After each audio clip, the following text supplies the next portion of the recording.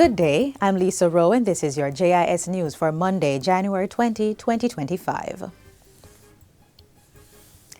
A new $40 million pipeline from Walkerswood to Breadnut Hill is among several water projects set to come on stream for residents of St. Anne. This will extend water from a well in the area and will supply areas such as Great Pond through to Dunsville, directly benefiting the community of Exchange. Minister with responsibility for water, Matthew Samuda, says the new project will get off the ground within this year. We're in the final planning stages and we expect to be able to start within 12 months with the new 12-inch ductile iron line from the pump in White River all the way up to the replaced 100,000 gallon tank. That will be the last component for transformation of Exchange water. Minister Samuda gave the update last week as he commissioned the Lancewood Pipeline Extension project. That project cost $16 million and is to benefit over 400 residents. The sugar sector is on the cusp of renewed growth. Agriculture Minister Floyd Green made that assertion during a recent tour of the Pan-Caribbean sugar factory in Frome, Westmoreland, which marked the beginning of the new sugar harvesting season. The tour also provided an opportunity to assess progress in addressing recent production challenges.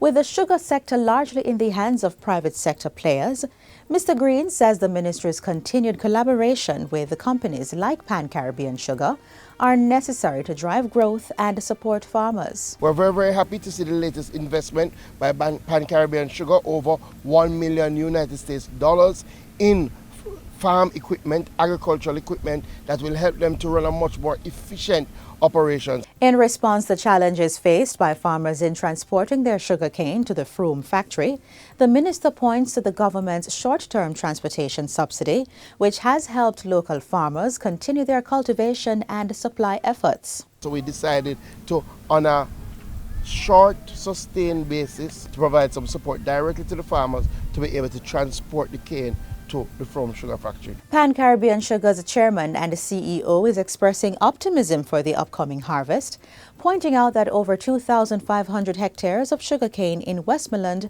are ready for reaping. Small businesses have another window of opportunity to benefit from an NHT amnesty on interest owed for the employer's portion of contributions to the trust.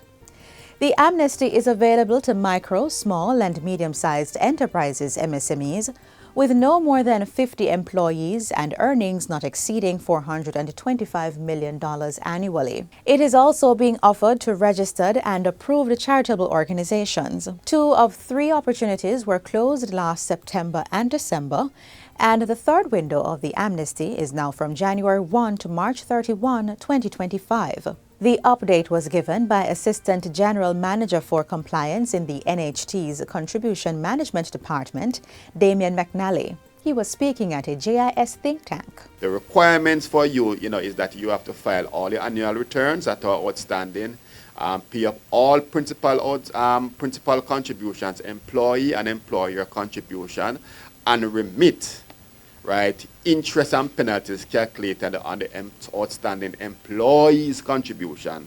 And in so doing, you will be able to access a waiver of the employer's contribution. That is on the 3% amount that is due by the employers. You'll get a waiver of any interest calculated on any amount outstanding on that. Mr. McNally says at the end of December 2024, the NHT processed almost 400 applications and approved 325 of those. Some were rejected because requirements were not met. On the program, we were able to collect just under 100 million contributions that were outstanding.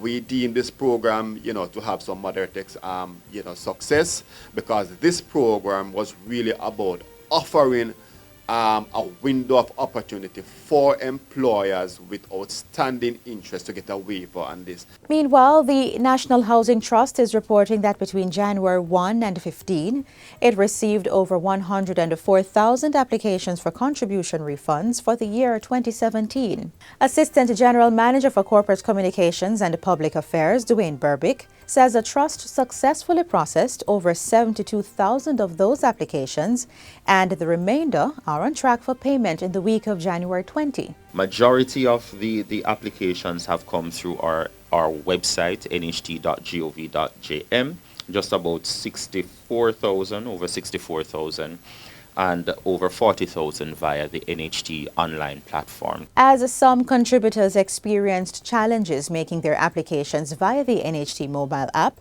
Mr. Berbick says it has since been taken offline for maintenance and upgrading works. In the meantime, the NHT will be ramping up its Refunds Done Right campaign to encourage contributors to be safe when doing their applications. Apply through the requisite channels through NHT online or our website, nht.gov.jm, ensuring you're putting in the correct information and ensure that you're not being wooed and being attracted by all that other information that's circulating purporting to be from the NHT. Remember, those individuals are not after your money.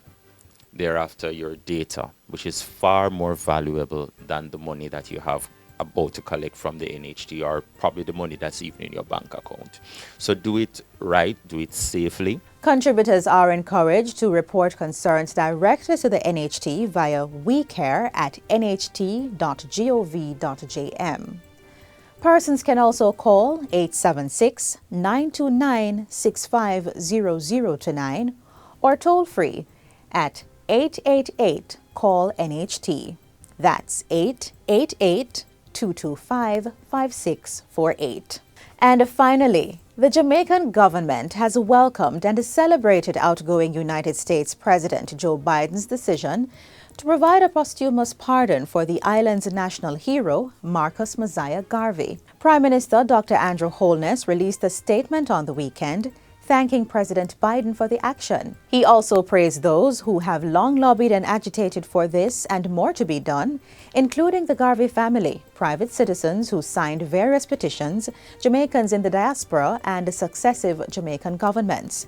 In welcoming the news, though, Mr. Holness stresses that it is considered a first step in the total exoneration, absolution, and expungement of a historical wrong done to one of the most significant civil rights leaders and Pan-Africanists. The point was echoed by the Minister of Culture, Olivia Grange, who asserts that Garvey's actions were not criminal, but rather acts of liberation with moral justification. She insists that what is needed is an expungement of Garvey's record in America, similar to what was done by the Jamaican Parliament. In 2018, Parliament passed the National Heroes and Other Freedom Fighters Absolution from Criminal Liability in Respect of Specified Acts law, to clear the records of Jamaica's national heroes who were wrongfully accused and convicted in the struggle for our freedom. And that's it for JIS News Today.